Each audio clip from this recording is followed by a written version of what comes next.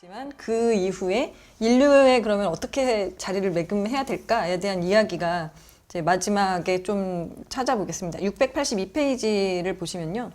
종으로서의 인류 그리고 코스모스로서의 인류라고 우리가 이제 나가야 될 방향 혹은 우리가 인지해야 될 인류의 정체성 이런 얘기를 좀 하고 있어요. 인류는 우주 한 구석에 박힌 미물이었으나 이제 스스로를 인식할 수 있는 존재로 이만큼 성장했다. 그리고 이제 자신의 기원을 더듬을 줄도 알게 됐다. 별에서 만들어진 물질이 별에 대해 숙고할 줄 알게 됐다. 10억에 10억 배, 또 10억 배, 그리고 또 거기에 10배나 되는 수의 원자들이 결합한 하나의 유기체가 원자 자체의 진화를 꿰뚫어 생각할 줄 알게 됐다.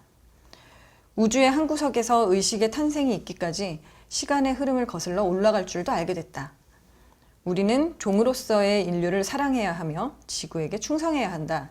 아니면 그 누가 우리의 지구를 대변해 줄 수 있겠는가? 우리의 생존은 우리 자신만이 이룩한 업적이 아니다. 그러므로 오늘을 사는 우리는 인류를 여기에 있게 한 코스모스에게 감사해야 할 것이다. 코스모스로 끝나네요. 네.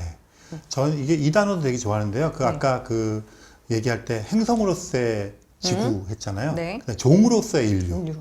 그러니까 이게 굉장히 중요한 자각인 것 같아요. 네. 우리가 인간 그냥 사람이 아니라 네. 종으로서의 인류. 그렇죠. 그리고 행성으로서의 지구. 네. 그러니까 이런 식의 맞네요. 자기 객관화 이런 것이 되면 네. 거기서부터 나올 수 있는 태도가 생기잖아요. 그럼 그건 당연히 코스모폴리탄적인 태도가 될 테고 여기에 더 나아가서 코스모스적인 네. 태도를 갖게 되고 네. 그러면 그거는 당장 인간에 대한 연민이 생기고 그게 동물권을 보호하는 것도 확대될 거고 요즘 얘기하는 로봇권까지 확대될 거고 그렇죠. 그러면 지구를 전체 생태계로 보는 관점이 자연스럽게 생기게 되는 아주 기본적인 태도라고 생각해요. 그래서 이런 그거를 끄집어내어서 네. 마지막에다 이렇게 배치해 놓은 것들이 아마 그런 생각들의 귀결이 아니었을까 이렇게 생각을 할 수가 있을 것 같아요. 네. 그러니까 왜냐면 우린 정말 우리밖에 몰랐기 때문에 아주 오랫동안 특히 이제 그게 종교에서 그거를 더 강화해서 하느님이 인간만 만들어 지구라는 막 신성한 곳에다가 인간만 막 되게 특별하게 만들었구만. 이게 이제 있다가 얘기하신 것처럼 지구도 행성 중에 하나고 인간도 종 중에 하나고 그래서 그런 것들을 벗어나는 것들을 생각할 수 있게 하는 단어들이 몇 개 있잖아요. 인간이 인간 외에 나머지에 대해서 무시한다거나 우리만 잘났어? 약간 이런 거 아니게 하는 그런 것들을 이제 최근에 이제 읽은 칼세건의 다른 책에서 이제 종차별주의라는 얘기도 했고 지구가 세상의 중심인 줄 알았는데 약간 이랬는데 아니야 막 이러면서 충격 먹었던 정말 몇 병 전 안 된 역사들도 있는 거고 이제 그런 것들을 우리가 인지하게 되는 것들을 이제 이 책 코스모스라는 책 하나 안에서 이제 코스모스가 우리를 빼고 저 멀리 있는 우주가 코스모스가 아니라 이제 우리를 포함한 코스모스에 대한 개념으로 생기고 그게 약간 진짜 얘기한 것처럼 지구가 행성이라서 되게 지위가 높아진 것 같아 이런 것처럼 와 인류도 코스모스의 일원이야 이런 것도 약간 우리가 그거에 높아진 것 같아 약간 이런 느낌이 뭔가 되게 이렇게 뭐라 그러죠 영광입니다 이런 느낌으로 드네요. 그러니까 이제 이런 거죠. 그러니까 우리가 특별하다고만 생각할 때는 네. 계속 그렇게 특별하고 그런 지위를 갖는 것이 말하자면 영광 네. 아니면 되게 특별해서 우리만 대단한 거 이렇게 했는데 네. 그러니까 쟤네들이랑 같이 해가지고 우리는 되게 이상할 거라고 생각했는데 사실은 우리가 특별해진 게 아니라 우리가 소외되고 있었던 거죠. 거꾸로.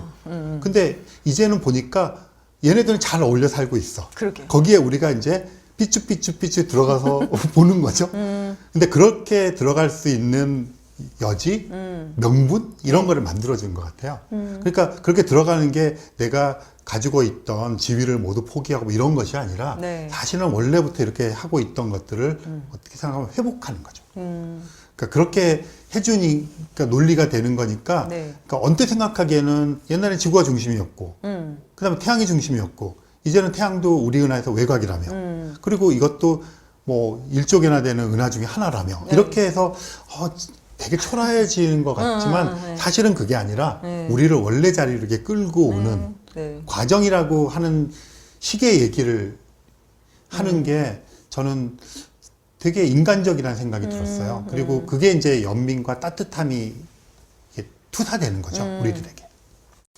네.